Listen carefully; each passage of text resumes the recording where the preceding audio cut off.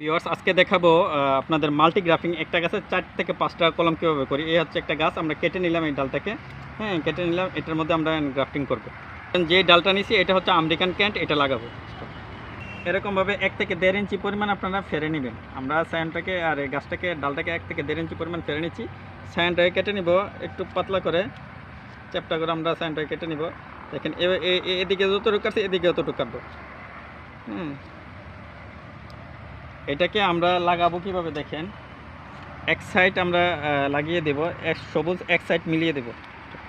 টানলে লম্বা হয় এরকম ফিতা নিয়ে আপনারা এরকমভাবে পেঁচাইয়ে দিবেন পুরোটাকে। সামগ্রী একটা দেখেন একটা কলম কিন্তু আমরা মাল্টি গ্রাফটিং একটা কিন্তু আমরা হয়ে গেছে। গ্রাফটিংগুলো করতেছি এভাবে আপনারা এক গাছে একাধিক কলম করবেন। দেখেন আমরা এক গাছে কয় জাত কলম করছি, এই দেখেন দেখেন এক গাছে কয় জাত কলম করছি, এটার মধ্যে 5 জাত করছি, এটার মধ্যে 4 জাত করছি, এটার মধ্যে 3 জাত করছি। এরকমভাবে আপনারা মাল্টি গ্রাফটিং